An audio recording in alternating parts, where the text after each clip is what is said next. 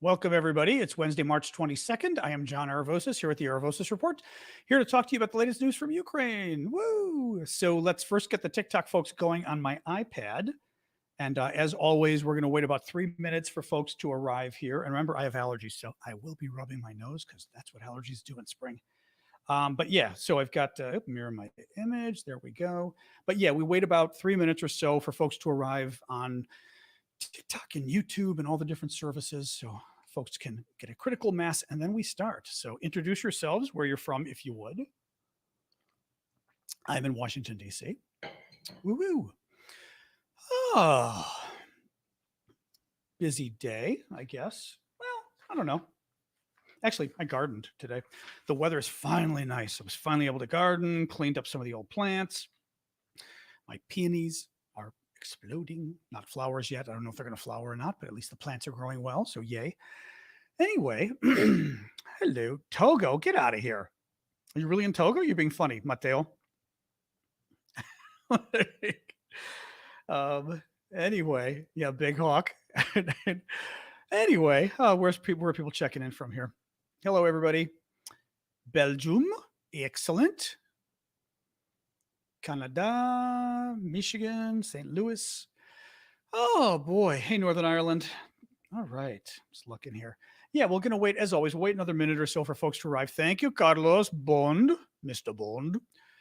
Yeah, we'll wait another minute or so for folks to arrive, and then we will jump in and start the news. Scotland, Norway, Cologne, excellent. Oh, so what else is going on, guys?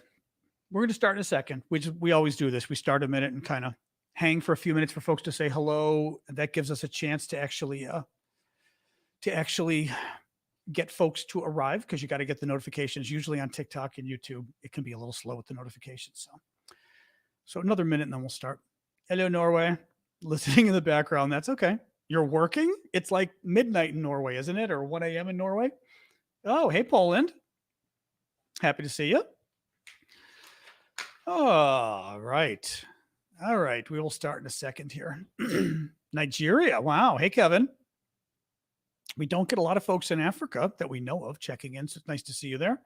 11 p.m. Oh, that's not too late because of the time change.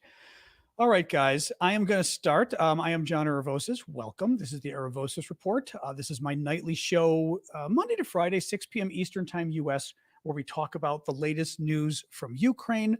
The way the show works, if anybody's new, we do about half an hour or so of the news first, where I talk about the latest stories, what I think is important. And then the second half of the show, take your guys' questions and we just discuss the issues. If you wait, okay, the way you guys actually submit questions on TikTok, go to the Q&A link that is in my profile. Okay, that's the best way to do it. For the rest of you, obviously you can use the comment box, whichever way the screen's going, at the bottom of the screen.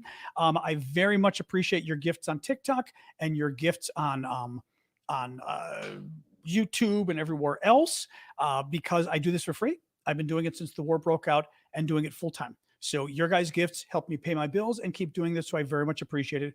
Please keep them coming. I will always try to do a shout out on TikTok when I see them, and on YouTube, super chat, super stickers, I'll do a shout out, but also super chat questions get priority. So thank you for those. All right, guys, let's dig right in. So we are at day 391 of Vladimir Putin's 10-day war, 10-day special military operation, excuse me. Russia overnight attacked Ukraine, a couple different places. Odessa in the south, 3 people were killed, at least as of the last reading that I saw. Zaporizhia was really bad. So thank you for the pause there. Who is that? Dankeschön. So Zaporizhia, I don't know if I think it was probably the town of Zaporizhia, because you've also got the province of Zaporizhia is right here. The Russians control like half of it or so, but the town of Zaporizhia is here. I think it was actually the town of Zaporizhia that the Russians attacked. They shot missiles at 2 Ukrainian apartment buildings, regular civilian apartment buildings. There was nothing. There's nothing nearby the Russians could have been shooting at. They killed at least 1 person, injured 32. Anyway, horrible, but ongoing. This is what they do. So, Le Figaro, this was kind of interesting. Thank you, Darlene, for the boxing gloves. I just happened to see, online today, Le Figaro, one of the big French publications, announced that France is training Ukrainian troops on how to fly Mirage fighter jets, which is very interesting. Mirage are, some of Europe's top fighter jets. They're definitely among the 3 or 4 that the Ukrainians would love to get their hands on. And the French have not promised to give any. So it's very interesting that the news leaked that the French are training the Ukrainians on the fighter jets. Now, remember, there's something going on with American fighter jets as well, with F 16s. The story was a little weird 2 weeks ago. Remember, it said like there were 2 Ukrainian pilots here in the States and they were testing them, for something with regarding to F-16. So who the heck knows? But that's great because so far, all we've got so far is commitment from Poland, which is sending in a matter of days 4 MiG fighter jets. Poland will be sending more jets after that. And Slovakia, which is going to send something like 12 or 13 of them. The Slovakian ones have been out of commission, but at least they'll be used for spare parts. Now, really quick, talking about that, I want to see, I'm not sure. Okay, I think I forgot to add a story and I wanted to tell you. So story breaks today along this line of the fighter jets, right? And keep in mind, a year ago, Poland wanted to send fighter jets to Ukraine. And remember how they wanted to send the MiGs and we all got really excited, like literally like last April or something. And we all got very excited. And what happened next is the US was like, we're not going to touch them. Germany's like, we're not going to touch them. And Poland said, well, we'd like to give them to Ukraine via the US airbase in Germany so that it's all of NATO coming together and the Russians won't just attack Poland. Well, the US and Germany got cold feet, so the planes never went. So it's been interesting in the last week that we found out that the Poles and the Slovakians are going to be, or the Slovaks are going to be sending these fighter jets, right? That's great. Interesting, strange, but interesting. And one of the issues I had was discussing with you guys whether the rest of NATO signed off on this. What I concluded was that basically the U.S. probably Poland put us in a box and said, we're going to do it anyway. You might as well make this work. Well, today's news that came out basically says I might be wrong about this because, sip of water, the U.S. is providing a number of military helicopters to Slovakia to compensate them for the MiG fighter jets they're giving to Ukraine. Now, that's actually very interesting because that suggests that the U.S. is basically in on the deal. And actually, the U.S. might have even facilitated the deal. I mean, basically, Slovakia might have said, look, we can give these planes for spare parts or whatever they are, but we need helicopters to make up for them. And the U.S. said, okay, we'll do it. We'll give you the helicopters. Thank you, Al, for the hearts. So that's actually really interesting. I mean, I'm glad to hear it. And it means that Biden has been a little more forward on the fighter jet issue than I believed. So that's good. Very good news.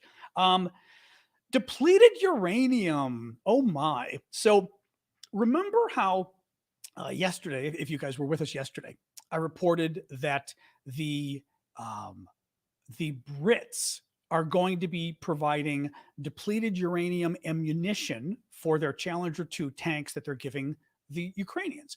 Now, I went through sort of a long explanation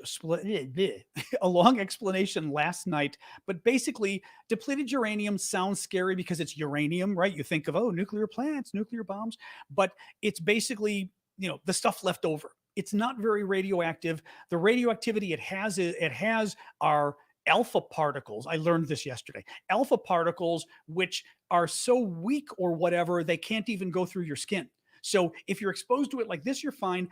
If it's particleized in the air, that's a problem because, right, if it were to explode and you breathed it in, then you're getting radiation, fair enough. But generally speaking, the Brits have been using them for decades. They're considered safe, so to speak. Well, the Brits announced yesterday they're going to be providing these weapons to the Ukrainians. Now, one big thing, thank you, Will, for the little crown.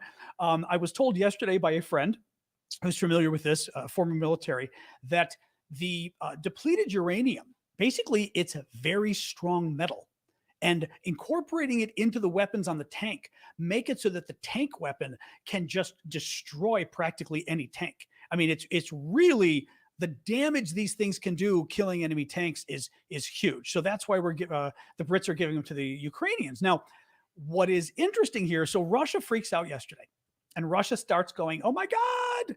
You're giving nuclear bombs to the Ukrainians, right? Uranium. And the Brits keep saying, no, we're not giving nuclear bombs to the Ukrainians. We're giving, weapons that incorporate depleted uranium, which makes the warhead stronger and makes it pierce the metal more easily. And we've been doing it for 2 decades. Well, the Russians turn around today, and the Russians are in full bore nuclear threat. We need to have like a drinking game for this or something. It's like, bingo, the Russians are threatening nuclear war again, but 4 of them threatened nuclear war today, which is actually a first for the Russians to threaten this many nuclear wars in one day. We've got Putin, Lavrov, who's the foreign minister, Shoigu, who's the defense minister, and the deputy foreign minister, who knows what his name is, but nobody cares. All of them were freaking out today and going, this is nuclear escalation. And we know, we will have to escalate as well. Blah, blah, blah, blah, blah. I'm not even going to go through all the BS arguments on basically all the arguments on why Russia will not be using nuclear weapons. Bottom line, we've got nuclear weapons. They've got nuclear weapons. They're not going to use nuclear weapons because they don't want us to use our nuclear weapons. It's not going to happen. Thank you for the hat there. Who was that, Kevin? And the deep blue sea from Meg Wood. The second issue is nukes provide zero advantage to Russia and Ukraine. All the experts agree. It does zero for Russia to use nuclear weapons in Ukraine. It will not help them one iota in terms of winning the war. What it will do is convince NATO, and particularly the United States, to enter the war on Ukraine's behalf if Russia uses nukes. They ain't using nukes. Well, then I see, and I'm pulling this up to show you guys, somebody tweets right before I come on, and I checked, it's real, an article from TASS, which is one of the Russian publications, basically government publication, from, let me get this exact, I think it's December 20th, but I'm going to get my glasses to see. December 20th, 2018. This is the article from TASS. 2018, Russia's upgraded T-80BV tank to feature capability of firing depleted uranium shells. The use of depleted uranium ammunition does not violate any international treaties, experts say. There's this whole thing bragging from Russia on their depleted uranium shells that they're going to be able to fire from their new tank. This would be the same weapon that Russia today is going, oh my God, the Brits, how could the Brits use such a horrible weapon? It's horrible. It's horrible. Guys, I mean, there's a wonderful Simpsons cartoon that people keep sharing. I'm going to pull this up for you. It just, I mean, the thing is, they are freaking some of you out. Like on the Discord, we talk about it, and some people have been legitimately getting scared every time the Russians threaten nuclear war. And, I understand it. I mean, you guys don't necessarily deal with this like I do, and I've been dealing with it for 30 years, studying it and working in it. They're bluffing. I mean, you've got to take it seriously, but they're bluffing. There's no logical reason. Now, this, and by the way, it's been a year of them threatening nuclear war, never ending. They have made so many threats. Remember, they threatened if we gave HIMARS, they threatened if we gave longer range rockets, they threatened if Ukraine attacked any of the territories that Russia's now occupying. Russia occupied these territories, okay? They're occupying all of this in Ukraine. Russia goes, oh boy, if you attack these territories right here that we just annexed, that we just made part of Russia, you'll be attacking Russia and we'll use our nukes. Ukraine attacked and got the land back. Nobody cares. Russians didn't use their nukes. Crimea. Oh, but Crimea, that's the big one. Russia invaded and stole Crimea in 2014. That's the one Putin really cares about. If the Ukrainians attack Crimea, then the Russians are going to use nuclear weapons. The Ukrainians have attacked Crimea 10, 20 times since Putin mentioned the threat. Putin has done this in response to Ukraine attacking the Crimea. It's absolutely ridiculous. This is the Simpsons cartoon. I'll just show you really quick, but that somebody turned into, they put their own captions on it, but I just think it's funny. Again, nuclear humor. Granted, it's nuclear humor. I can appreciate that, but these guys have been threatening nuclear war from the beginning. I am telling you, they're weak. They're weak, and I don't know. I do know who they're trying to appeal to. They're trying to scare people. They're trying to scare people who aren't up on the details, and people who aren't. Basically, if you're not paying attention, you're not sitting here going, oh my God, that's like the 150th nuclear threat they've made this, in the last year. So that you're going, these guys are weak as hell. I mean, it's basically somebody who has no power going, do you know who I am? And because nobody knows who they are and they don't have power. Any case, it just kind of ticks me off because it really is ridiculous. Um, Another story from CNN. This was interesting. The national security spokesman, U.S. national security spokesman John Kirby, said today that the coming weeks would be critical in the war. And the U.S. expected Putin would, quote, try to mount another offensive and maybe along many different vectors, meaning Putin may try to announce another offensive and try to do it in multiple areas. Now, I mean, I'll say this. Nobody thinks the Russians have really any men left to do this with, nor a lot of equipment. The thinking is that Russia is, culminating, which is the military term meaning tuckered out. Was it épuisé? Meaning, exhausted. The men are exhausted. The men are either dead or injured or exhausted because they've been fighting for so long on the Russian side. They're running out of equipment. They're running out of tanks, which we're going to talk about in a second. They're running out of hold on, I'm hoping I didn't. Oh my God, I missed it. I'm getting annoyed at myself for forgetting to put a couple of key stories down here. They're running out of tanks. Let me tell you what's happening with the tanks with the Russians.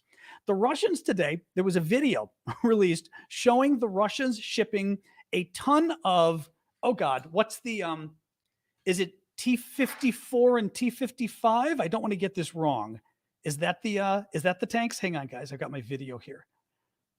1 second here. T-54s and T-55s. That's what it was. Yeah. Shipping a bunch of T-54 and T-55 tanks to Ukraine because they just don't have any more tanks. These tanks were first developed after World War II, like in the late 1940s. Thank you, Big Gator Girl, for the hearts there, and Carmel for the Pofik. Developed in the late 40s, became widespread used in the Soviet Union in the late 50s. They're extremely old now. The last time they were used in significant numbers was by the Ethiopian army in the 1990s. So that's what we're dealing with. These are tanks that basically nobody was using other than the Ethiopian army. And the Ethiopian army was using them 30 years ago. So thank you for the pause there, Danka, and Vicky for the donut. So this is evidence that Russia does want to keep fighting. Fair enough, but that they're having a problem. They're having a weapons problem that they're using. I mean, a lot of the experts were mocking them, like just outright mocking them today for using these tanks. It's bad. Now, thank you, Panya, for the perfect. Let me just see here real quick. Oh yeah. Anyway, so I was saying with the offensives, it is thought that Russia has basically been culminating or is about to culminate in all of its battles, really in the East, meaning exhausted. Like I said, troops are worn out, troops are dead, troops are injured, weapons are gone, weapons are destroyed, run out of ammunition, right? That basically they just can't keep on the offensive anymore. They've got to then fall back and go on the defensive. So I don't know how Russia starts doing more offensives. It's interesting, though, that the U.S. National Security Council spokesman said this because Kirby is a former admiral. He's not an idiot. So who knows? Just keep an eye on that, basically. But it's interesting. I will tell you really quick about our Discord auction because I got to make a pitch for this since we're in the middle of the show. So one of the ways I support my work, but also help Ukraine, thank you, Kelly, for the hat there, is we set up a Discord many months ago. Basically, it's an online community where we can chat when we're not doing this kind of stuff. And one of the neat things we've got going there are auctions, and we use the auctions to provide money for Ukraine and also money for myself because I do this full time. This is actually my job and I need money to pay my bills. Thank you, Frank, for the gap there. And you guys, quite literally, your gifts pay my bills and help me keep doing this. So thank you very much. I'm not independently wealthy. No one's paying me to do this, basically. So one of the ways we've been helping is doing auctions of cool mostly Ukrainian stuff on the Discord, and half of the money for the Ukrainian stuff goes back to Ukraine. The other half is to support my work. And it's been cool. We've helped buy drones. We've helped buy supplies for the troops like boots and other things. We've helped buy things for civilians. Lately, we've been using it for building camouflage nets for the Ukrainians to cover their weapons. So a lot of really cool stuff. Thank you, Marvelous Confetti. But I wanted to show you just really quick some of the stuff we're auctioning off right now in the Discord. You can go to the Discord. It's discord.aravosis.com. On TikTok, you can find the link in my profile. That's a link of links in my profile, the link tree, and it's all of my links. You guys, aravosis.com will have it. But some of the cool stuff we've got Actually, this one, way more popular than I imagined. This is a really cool refrigerator magnet from Ukraine, but it's a refrigerator magnet that is a matchbox. And the matchbox it's a matchbox, but it's a matchbox, the cover of which is the Ukrainian stamp honoring the Moskva being sunk. The Moskva is the ship that the Ukrainians sunk, the flagship. It's also the same ship that was trying to take over Snake Island, and it told the guys, you better leave. And the guy said, Russian warship, go F yourself. That's the ship. A couple months later, after the Ukrainians said, go F yourself, the Ukrainians sank the ship. So they did a stamp commemorating sinking the ship. And it's a Ukrainian soldier, I'll show you in a second, giving the middle finger to the boat, which is wild. But there's a lot of different versions, but basically it's a matchbook. It's really cool, actually, because the matchbook has a Cossack on it, which is also really cool. I asked Vlad to confirm. He said it's a Ukrainian Cossack, which is so cute. I just think it's adorable. I like stuff like this. And of course, matches. But it's neat because they put a magnet on the back, so it's also a fridge magnet. Anyway, we're auctioning this stuff. We've got two really cool coffee mugs that I better not break.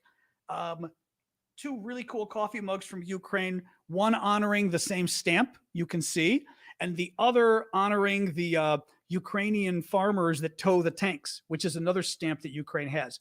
So it shows a Ukrainian tractor pulling the Russian tanks, and it says, good evening, we are from Ukraine. So those are very cool. And the two other cool things we're doing right now, I've decided I've got little pieces of the Berlin Wall that I had broken off personally in early 1989, right when the wall was coming down. So I'm auctioning off some little pieces of the Berlin Wall, but I've got basically proof that it's real, which is nice because nowadays, I'm not asking a lot. People can bid what they want. It's small, but one of the pieces does have color on it. But nowadays I really don't trust stuff on eBay. I was working with an arms control delegation in the United States Senate, and we were in Berlin officially, and I got a photo of me breaking the damn thing from the wall.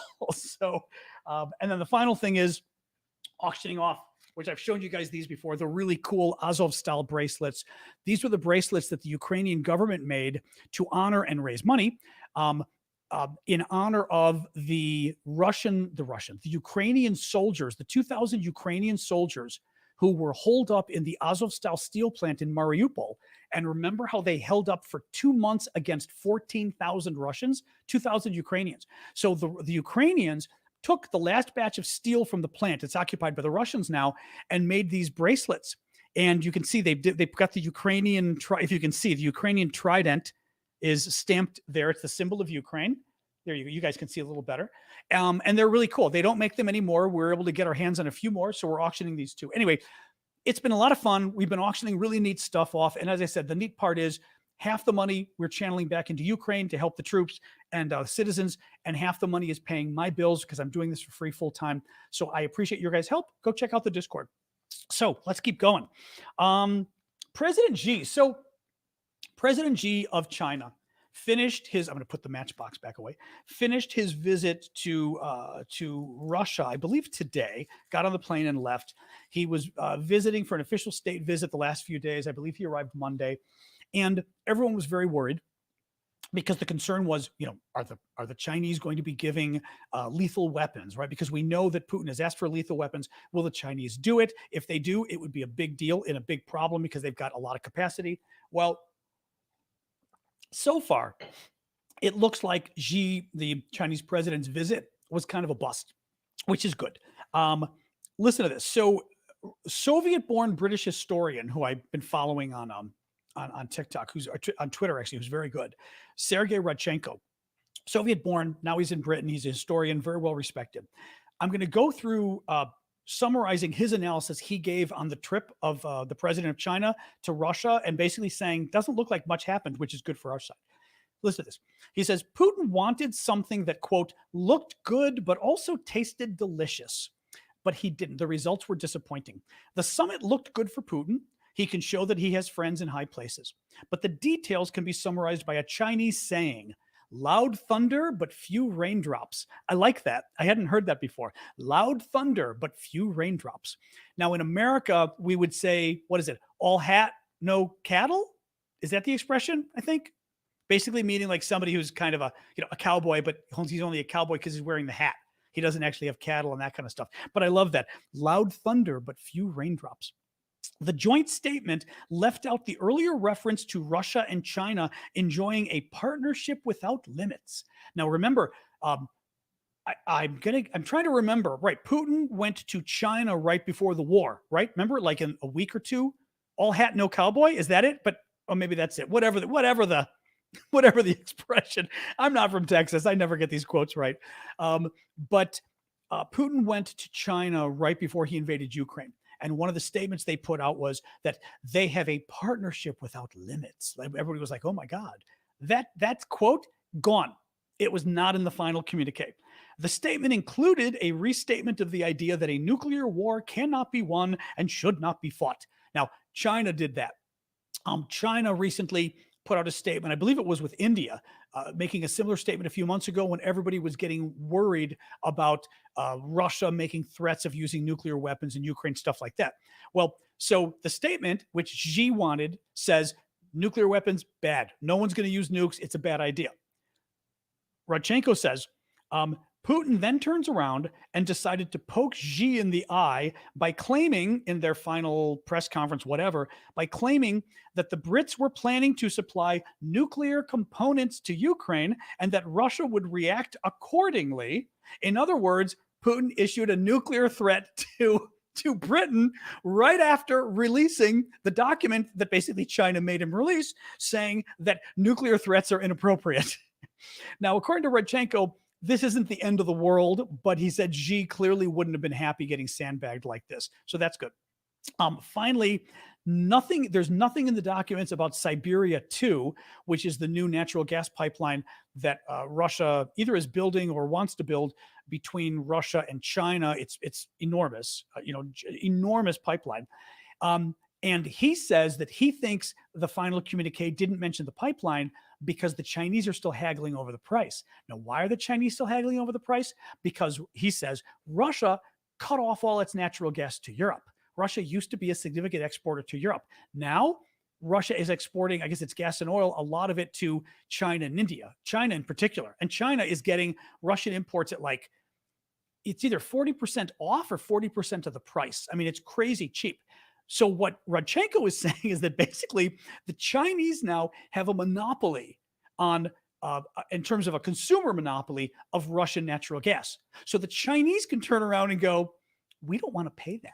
And if you try to charge us more, we're just going to walk away. And if we do walk away, you're losing a massive amount of your gas revenues when you're in the middle of a war. So that's why it wasn't in the final communique, he thinks, is because the Chinese are now haggling because Russia put itself in a bad position by basically being so dependent on China as an export market for its natural gas. So, anyway, so far, knock on wood, it looks like the summit didn't amount to much, but let's see. There clearly is going to be private stuff. Let's hope they didn't agree to the weapons.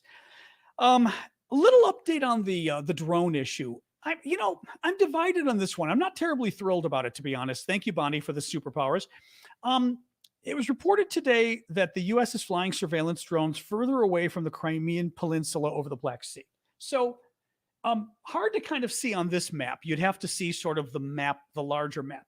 But basically, you've got this is, Ukraine, the Black Sea.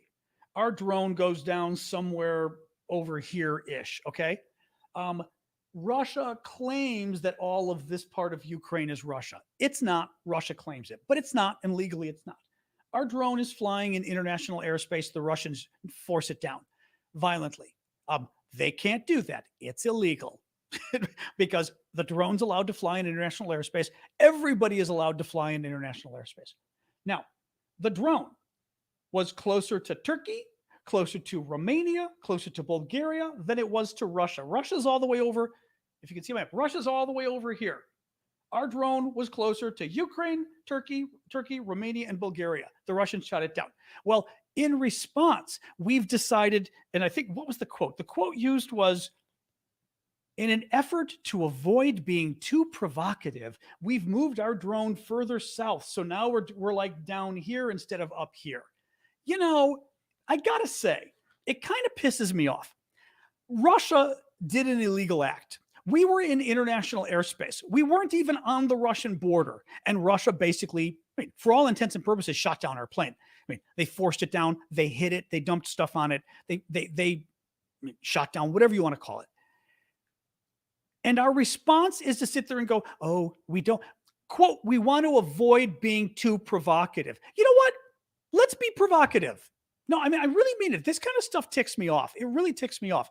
I don't want war with Russia. Thank you, Wanda. But I got news for you. Guess who else doesn't want war with Russia? Russia doesn't want war with Russia. Russia is a lot more afraid of war with NATO than we are of war with Russia. Because if we went to war with Russia, Russia would lose the war in a week. Okay, maybe it would take a month. Who knows? But Russia would be crushed if NATO entered the war. All you have to do is look at how Russia's doing. Like I said, day 390. Day 391. We are day 391 of Putin's 10-day easy war going into Ukraine. And the last thing they could do is handle NATO. And it pisses me off because our response should have been we should have doubled the number of drone flights. And we should have escorted the drones with F-16s and flown them or other NATO planes and doubled the number of flights and followed the exact same flight path. But you don't send the flight further down south as a nod to Putin because we don't want to be provocative. Because if I'm Putin, I hear that and I hear, well, provocative, great. So they're afraid of being provocative. If I'm Putin, what do? Thank you, Kanausi and Bonnie. I want to be more provocative because Biden's afraid of provoking me. Let's provoke if I'm Putin. We know what Putin does is he challenges you. And if it looks like you're not challenging him back, if it looks like you're backing down, he challenges twice as hard. Thank you, Happy Beach, for the Pawfik and Bonnie. I did thank Bonnie and Manda Bear for the panda. Anyway, it just kind of ticks me off. It's not a huge deal, but I just feel like, again, I have told you guys from the beginning of this war, I like Biden. I think he's done a great job. But in American terms, he's got a B+ for the war, not an A. And this is why he gets a B+, because he does stuff like this. Thank you, Robert, for the chicken leg. And who's been giving me a Benji and pretzel? And who's giving me the corgis? Oh, Leanne. Thank you, Leanne, for the corgis. He telegraphs weakness sometimes. I don't think he realizes he's doing it, but I think he telegraphs weakness. And in this case, that's what he's doing. The Russians forced down our plane. You send the plane in the exact same area. Maybe you don't double it. You send the plane in the exact same area and say, it's going to be in the exact same area. And this time, if you attacked our plane, it's going to be an act of war and we're going to respond accordingly and let the Russians do it. All right. The couple more news stories. By the way, I also have a Patreon. Please check out my Patreon. It is patreon.com/Aravosis. You guys have it right there on the screen. For you guys, you can find the link in my profile. Patreon is just frankly a simple way of supporting creators. Thank you. Who's that? Doc for the confetti. It's a way of supporting creators by giving them a certain amount of gift every month, $10, $5, $25, whatever. And it repeats every month. And it's just a nice way because you can sort of set it and forget it. And anytime you want to cancel, you can cancel. With my Patreon, if you do $5 a month or more, you also become a VIP member of my Discord community, which gives you access to a special auction. It also gives you access to a weekend coffee talk that I do every weekend, Saturday mornings at 10 a.m. Eastern with my Discord paid subscribers and my TikTok paid subscribers, where we hang out for about an hour or so. It's quite fun. But I would appreciate the support. Basically, if you've been watching for a long time and you like my show, see if you can help out. If you can, I'd appreciate it. Because as I said, quite literally, you're paying my bills for me. This is what I do full time. This is my job. Nobody pays me except you guys. So thank you. And you guys have been, by the way, you've been very supportive. So I thank you for that. It's my job to keep reminding you. So the one that I hate money. I hate like dealing with the money stuff, but I got to remind people. Thank you, Marcy. And thank you for the pause. I can see more TikTok gifts coming in. Donka Shane, loyalty. Thank you guys. Couple more stories and then we are done here. Oh, some really good polls from Europe. This is good. Listen to this. Polls from the Europeans about the European Union. Listen to this. Thank you, Chris, for the cap. 65% of Europeans, thank you, Big Gator Girl. 65% of Europeans support Ukraine joining the European Union in the next few years, which is huge. Thank you, Kelly. 65% of Europeans believe that Ukraine should be admitted into the European Union during the next few years, according to survey findings published by the Bertelsmann Foundation on March 22nd. Thank you, Inspired Woman. And then, okay, so 60, what did I say, 65. So 65% want Ukraine to join the EU in the next few years. 61% also favor the European Union providing weapons to Ukraine to defend itself against Russia. That's still really good. 61% is a sizable number. I mean, you're not going to get 70, 80% unless your own country is attacked. You know what I mean? Thank you, Inspired Woman, for that. That's really good. That's really good. What's also interesting, and what I like about this poll, which is a little bit different than the other ones, thank you, Truthful, it's not just asking Europeans, should we support Ukraine? Oh, look at Soren. Thank you. Soren in Denmark just did a Patreon pledge. Thank you. I just saw it pop up on my phone as we were talking. Thank you for that, Soren. I really appreciate it. The polling. So it's not just polling Europeans on whether they want to support Ukraine. Okay. It's thank you, Christy. It's polling Europeans on whether they think Ukraine is part of Europe, because it's whether they want Ukraine to join the EU. And 65% of Europeans say, yes, Ukraine should join the EU and it should be in the next few years. That's nice. I mean, that's a really nice statement of support, because it goes more to sort of the intellectual and the emotional and maybe the heartfelt, maybe a little everything underpinnings of this, that the Europeans see Ukraine as European. And if they see Ukraine as European, as another European country, as a sister, a brother, or whatever you want to call it, neighbor, it will continue to make them more likely to support Ukraine, right? Because it literally is one of them. So I just thought those were nice poll numbers to see, actually. And again, I think a partner, exactly. Two more stories. Memorial, which is the Russian human rights group that won the Nobel Prize last year. Remember, the Nobel Peace Prize was won by 3 human rights groups, one in Ukraine, one in Belarus, one in Russia. The one in Russia is Memorial. It's one of its leading figures was arrested in Moscow on Tuesday and faces charges of discrediting the Russian armed forces. He was accused of supporting Nazism. Of course, he doesn't. Big surprise here, but Russia is cracking down again on opposition, which is really bad. And there isn't much opposition left in Russia now. Thank you, Doc, for the money gun. It's bad. It's bad. I mean, Putin has turned Russia. He's getting very close to turning Russia into the Soviet Union again. It's become full-fledged dictatorship again.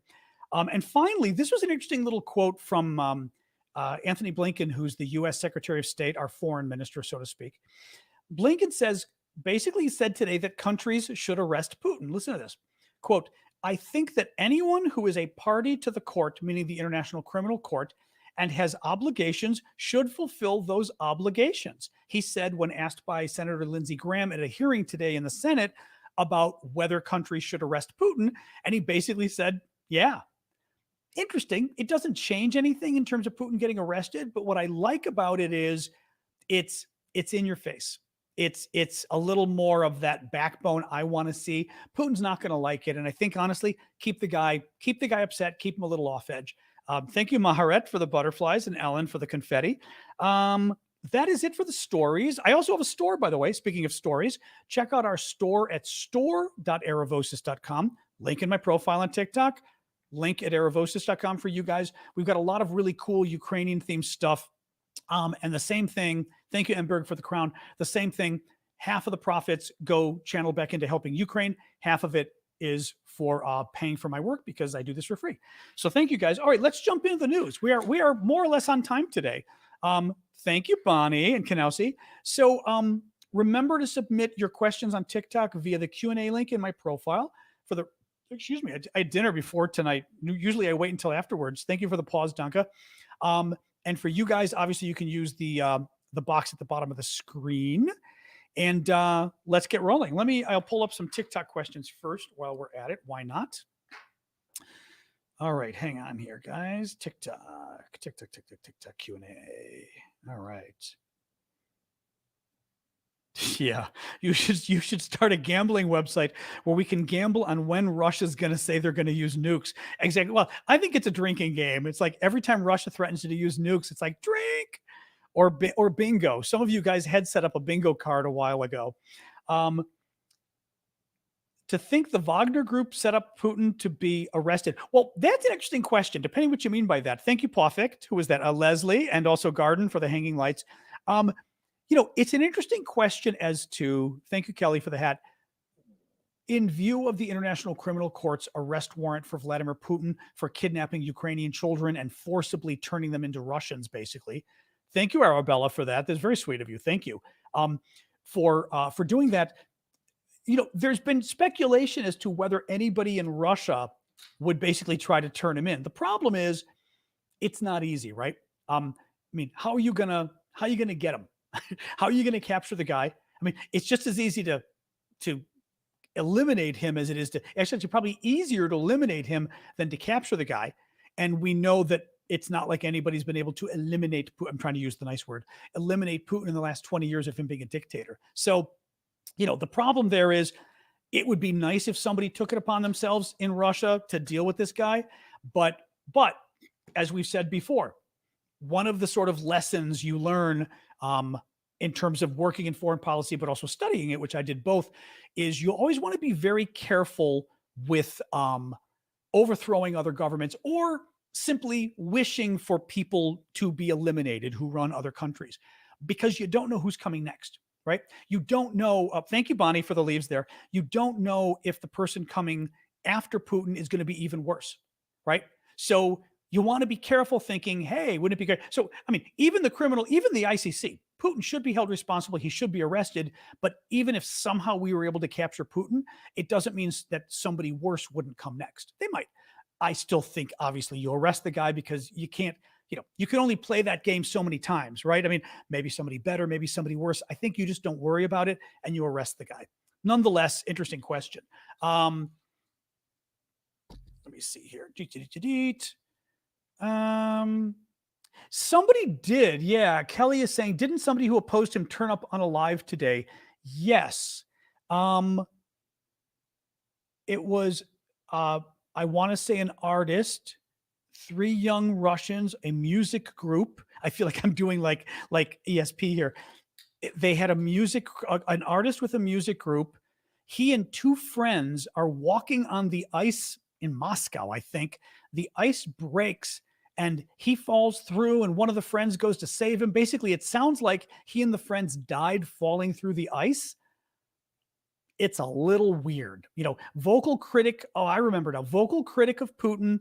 And he even created a song that ended up becoming a very popular protest song in Russia against Putin.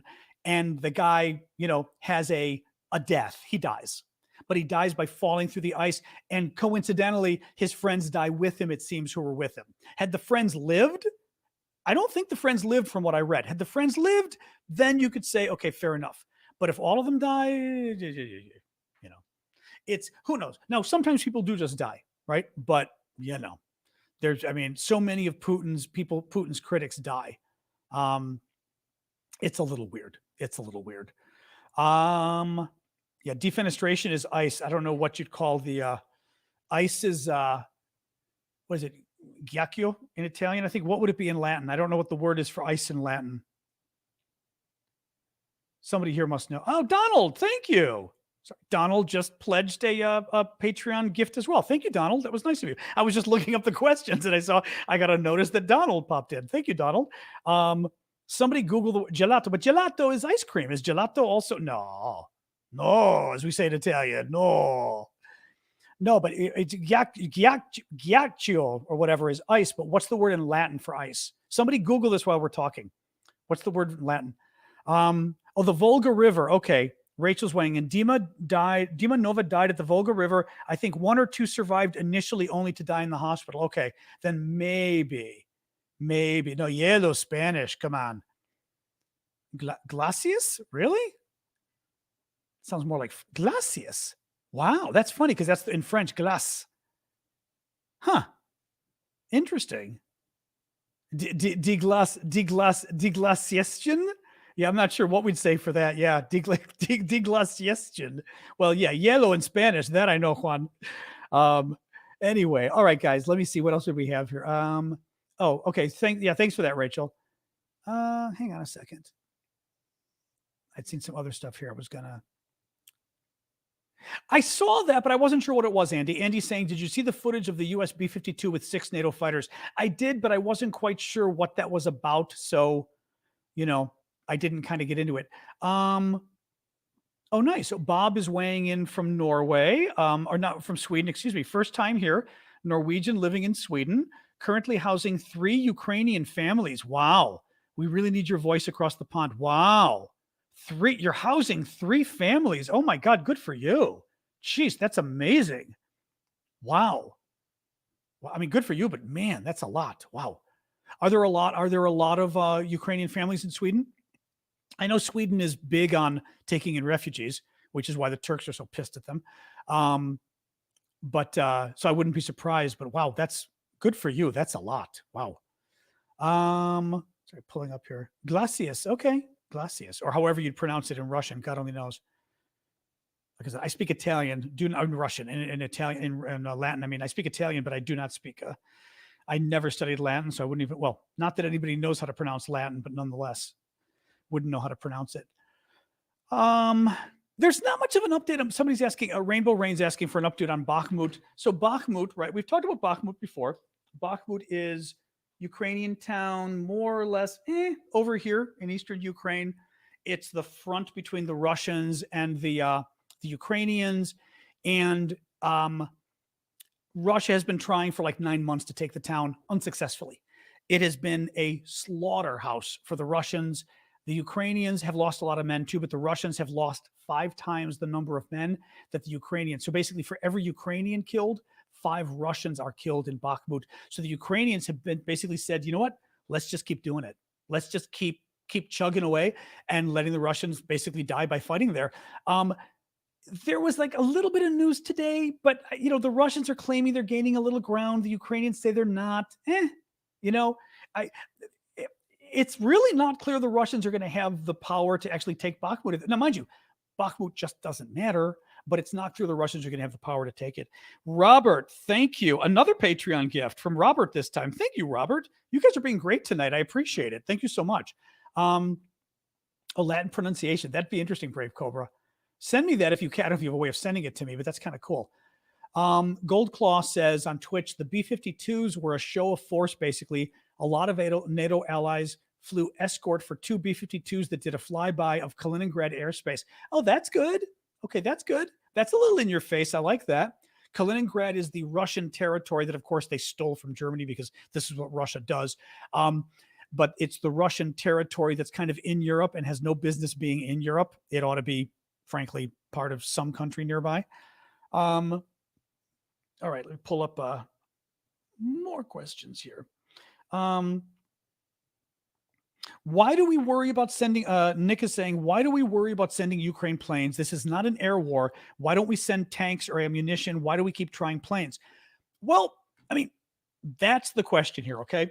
The Ukrainians say they need planes. The Ukrainians want planes. The Americans say planes are not what Ukraine needs right now, right? I will say this. I don't 100% trust my government on the messaging, because my government from the beginning has we have not been giving Ukraine what it needs. We've been giving Ukraine what we are comfortable giving Ukraine. And we have always been a little uncomfortable giving Ukraine anything. And certainly I don't think we've ever given Ukraine what it needs when it needed it. We always waited. I mean, I go through sort of the litany before, but remember Stingers. Oh, we're not going to send Stingers. We sent Stingers. HIMARS. We're never sending HIMARS. Then we sent HIMARS. But the HIMARS, we sent 1. Then we sent 2. Then the next month we sent 2 more. Like it was drop, right? Then you get to the fall or the winter, and what was it? The Patriot missiles. We weren't going to send them. Finally, we are. Tanks. We're not going to send tanks. Finally, in January, we decide we're going to send tanks. But the tanks, because we waited so long, it looks like the American tanks initially wouldn't get there for a year or 2, and now we've expedited it so the tanks might get there in the fall or by New Year's. So every step of the way, we've dragged our feet, and by dragging our feet, we slowed the process for Ukraine to get these weapons, because you can't just turn on the weapons like that. We agree to give them the weapons, but then the weapons have to be assembled. Sometimes they have to be constructed, rebuilt, whatever, and then they got to be shipped over there. It can take time. And we're finding that with the tanks as well. These tanks are arriving, but not nearly enough tanks are coming to Ukraine. So anyway, I do not trust our government when our government says Ukraine doesn't need aircraft. I don't believe them. I will say this: Ukraine has been very good at this war. When the Ukrainians say we need aircraft, I got to tell you, I believe them. I mean, they're not idiots, right? Ukraine has proven they know what they're doing. Okay. Yes, we've provided them with a ton of weapons, but you know who else we provided a ton of weapons to? The Afghan militia or whatever, or the Afghan police, and the who is it? The Iraqis. And when we pulled out of both countries, they collapsed, right?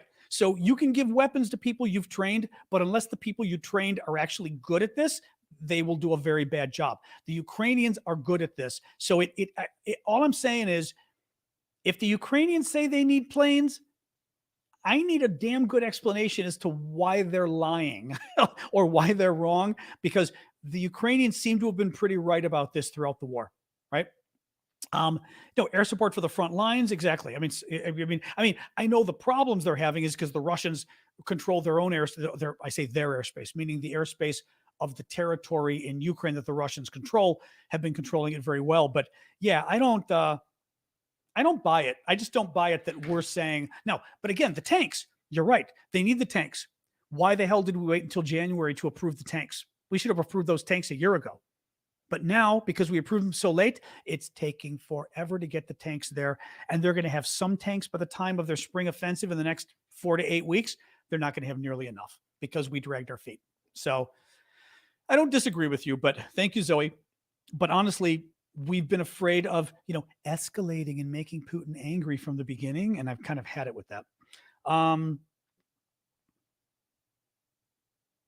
lived in China for 20 years. Oh, that's interesting. Wow. Gaius, that's wild. How concerned are you that under Xi, China may go all in for Russia? I mean, very concerned. Look, we've been really concerned that if China goes in for Russia, China could provide a lot of weapons for a long time that Russia needs. The problem for China is really worried about its economy. China's worried about its population. Its population shrank last year for the first time in like 50 years. The economy is only growing at like 3%. China's economy has grown for 50 years at 8 to 10% a year. It needs to grow 8 to 10%. It's still a poor country in some ways. I mean, it's a huge country, and it needs to grow a lot more. That will not happen if China supplies Russia with lethal weapons and we put massive sanctions on China, which I think we will. We will put massive sanctions on China. China will slap us back with sanctions, and we'll slap them even more with sanctions. We will have a massive trade war with China, I think, if China does this. Thank you, Donka Shane. And I don't think China can afford it. I just don't think they can afford it. Ben, yes, thank you, Ben. Sorry, thanks, Roshin. I had highlighted it and then forgot. Did you see Zelensky visited Bakhmut today? I did. Only reason I didn't mention it was I didn't have much to say about it. But yeah, Zelensky was at the front lines. Bakhmut's the city I was telling you about, which is the city out here that the Ukrainians have been just destroying the Russians in. The Russians have been making slow advance, but it's been like 9 months now. They're not doing very well. 9 months to take a town of 60,000, 70,000 people. I mean, it's ridiculous. But yeah, Zelensky was there. It's good that he went. I just don't. I mean, I don't have any great observation to make about it, but it was cute. There's a lot of photos out of him visiting the local Coco or something. It's some Ukrainian gas station chain, or I don't know what, and how when you're in the area, you've got to stop and get coffee and a donut or something. So Zelensky went and got coffee and a donut. And it's cute because like all the people that were there in the store, like Oko, there you go. The military people in the store are like, so he was doing selfies with it. It was very cute. I just have no great observation to make about it, but it was very cute. Yeah. Thanks, Ben. Okay. We got Ben back. What else we got here? I just want to see if anybody, feel free to throw in more questions on TikTok or here on YouTube, etc. They can't, I think. EC is saying, just a thought, how well are the Patriot systems defending against a hypersonic missile? I don't think Patriots can defend against a hypersonic missile at all. Thank you, Donka Shane, for the stars. I don't think Patriots can defend against them. Pretty sure. Anybody else want to weigh in? But I don't think so. The thing is, Putin doesn't have, can they? Okay, somebody's saying they can. So tell me, weigh in, guys, with the details here. How good are Patriots at defending against the hypersonics? I mean, have they been tested, first of all? Because how do you test that? Well, no, we know they aren't in yet. The question is, can a Patriot defend well against a hypersonic missile? Well, no, yes, I know that Putin doesn't have many of them. That's why it's not a big deal. He can't fire many because he doesn't have many. Okay, a lot of folks are jumping in and saying the Patriots can. I know Iron Dome could, but we're not getting Iron Dome because the Israelis are being stingy. Patriots, yeah, but this is different. Most missiles are hypersonic isn't really an acceptable answer, though, Nadi. You know what I mean? We're talking about Russia's missile that's something special. You know what I mean? What the Russians are firing is a hell of a lot faster. Is it not? I mean, everything we've been reading says it's a hell of a lot faster than most missiles, and that's why we've been okay. No, good. If we can, good. Okay, good. Brian, my stance on the persecution of Christians in Ukraine is that they're not being persecuted at all. Here's the irony, actually. It's kind of funny. Part of the Russian propaganda has been claiming that Ukraine persecutes Christians. Now, the funny thing is, the Russians are like the least Christian you can get. The Russians don't even go to church anymore. They don't. I mean, it's America's more Christian than Russia by far. The Russians don't go to church. You know who goes to church? The Ukrainians.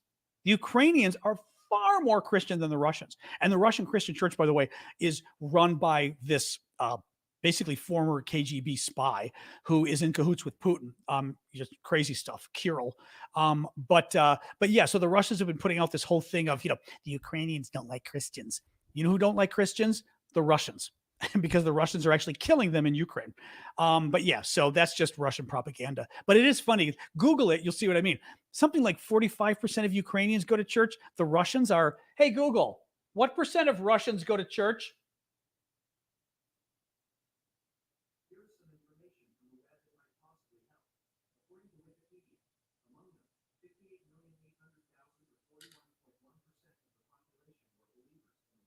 Yeah, but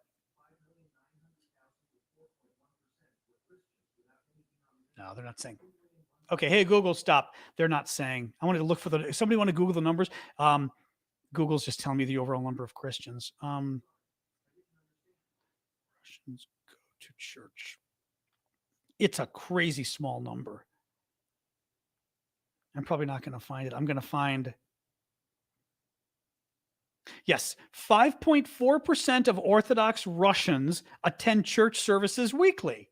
Okay, 5.4%. So now percent Ukrainians attend church. Okay, affiliation, we don't care. We want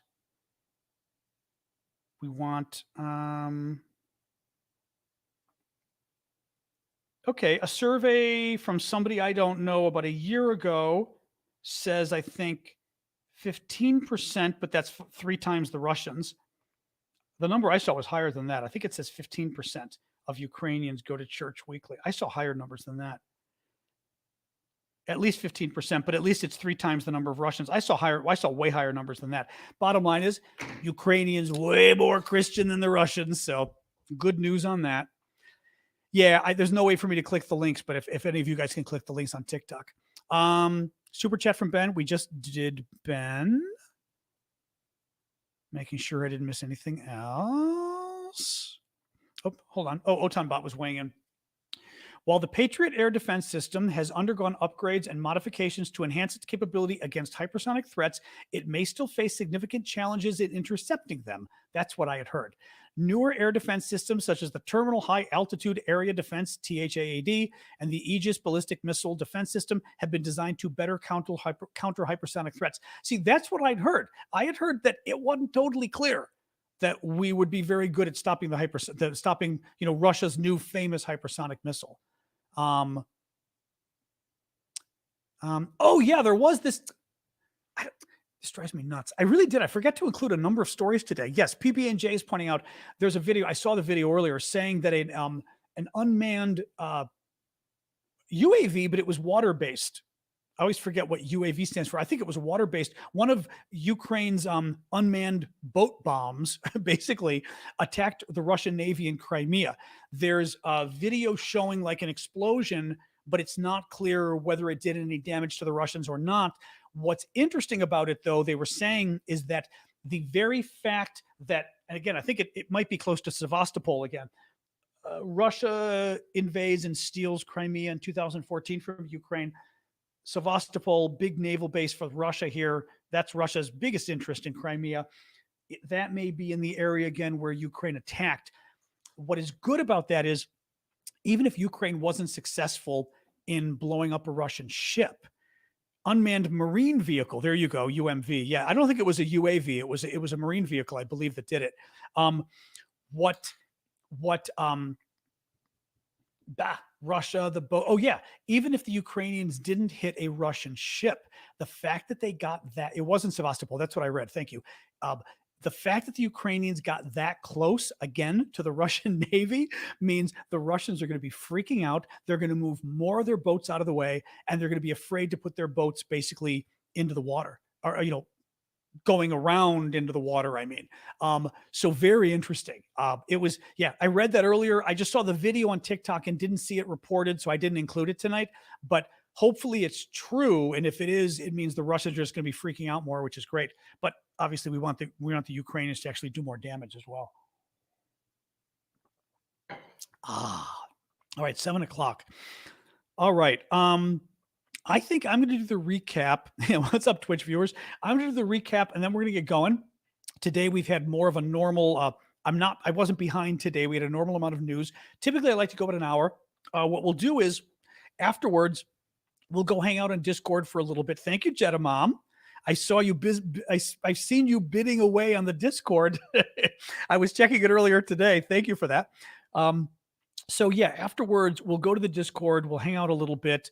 I like to just hang out and we chat in the, if you're new to the Discord, you've got to click the README, read it, click the button at the bottom of the README that says I agree to the terms. Everything else will show up, and then go all the way down bottom left. You'll see voice channels, and you'll see John's after party. Go to the after party. We'll be there hanging out. As soon as I hang up with you guys, I'll go over there. Well, hang out for half an hour or so. It's fun. It's just a fun hangout, basically. Thank you, Donka Shane, for the stars. Let me do a quick recap here. Oh, hang on. We've got, and I think Brave Cobra had something I wanted to notice too. Who was that? Thank you, Dawn, for the meteors. That's one of my faves, as I think you know. Brave Cobra says, excuse me. On a side note, my brother told me yesterday the Nord Stream 2 gas pipeline was built by the company he works for, and the location of the pipeline is not even that secret. It's not even hard to find the actual pipeline if you were to search for it. It's just on the bottom of the sea. You can scan for it easily. Yeah, I'll go to the Discord afterwards. Yep, we will go to the Discord. We'll go to the Discord. All right, let me do a quick recap, and then we are done. God, I'm so excited. The weather's been nice. I was able to take the dog to the park today. We met lots of people. It's like, finally, it's real springtime in DC. And I was able to clean up my plants and stuff. Oh, very excited. All right. So Russia overnight attacked 2 apartment buildings in Zaporizhia, injuring 32 and killing 1. They also killed 3 people in a missile strike in Odessa. Le Figaro, the French newspaper, reports that France is training Ukrainian troops on how to fly Mirage fighter jets. Ding, ding, ding. Russia is freaking out that Britain is sending ammunition that has depleted uranium in it, which makes it stronger and able to cause more damage. Thank you, EC, for that. Is able to cause more damage, and they're threatening nuclear war and all this garbage, until we found out today that Russia has been using depleted uranium in its tanks ammunition since 2018. What a surprise. So Russia was trying to claim like, oh my God, what is Britain doing, when Russia's been doing it for years. The U.S. expects another Russian offensive coming in Ukraine sometime soon, according to National Security Council spokesperson John Kirby. Xi's visit, the Chinese president's visit to Ukraine, has ended.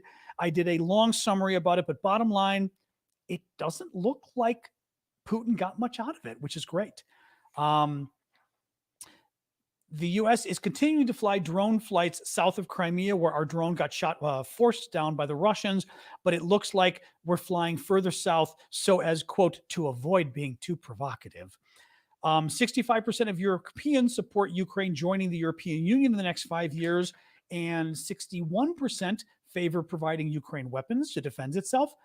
Memorial, a Russian human rights group that was co-winner of last year's Nobel Peace Prize, said one of its leading figures has been arrested in Moscow as part of a new crackdown on dissidents. And Secretary of State Blinken of the United States says countries should arrest Putin if he is in their country, and they are signatories to the International Criminal Court, which is kind of cool. Anyway, so yeah, check it out. All right, I'm going to the Discord. Thank you guys for joining us. Thank you, moderators. Thank you for the gifts. Thank you, all of you who joined Patreon, by the way. That was incredibly nice of you guys. I really appreciate that, because those are the ongoing gifts which really help. Although, frankly, the gifts you guys give here are great too, because they're not cheap. So I really appreciate it too. You've all, in an ongoing way, helped me keep doing this. So I appreciate it. Sasha's doing well. She is asleep right now under the table. She's under my desk right now in bed, like with her head under the sheet, as she always does. Oh, got more gifts on TikTok. Thank you, Magical. And who is that? Sideric. Thank you, guys. And let's head on over to the Discord. Hi from Kyiv. Hey, Sideric. Oh, you're in Kyiv. Well, thank you for that. We're actually about to head off of here and sign off. And we're going to go over to my Discord for a little bit, just to hang out and chat there. Thanks, Max907. And you don't need to pay on the Discord to hang out with us. That's free. You can pay and become a member. Discord is discord.aravosis.com. You also can, if you ever want to know where my links are, go to on TikTok. Just go to the URL in my profile, click it, and all of my links are there. My Discord, my Patreon, you name it. And for the rest of you, aravosis.com, that's on the screen, will give you all my links as well. No recap. Where you been? I just did the recap. How'd you miss the recap? I just did it, you goofball. All right, guys, let's sign off, and I'll see you over at the Discord, okay? Otherwise, I'll see you tomorrow night, 6 p.m. Eastern Time, U.S., as always, Monday to Friday. Set an alarm and join us. All right, guys, have a good night.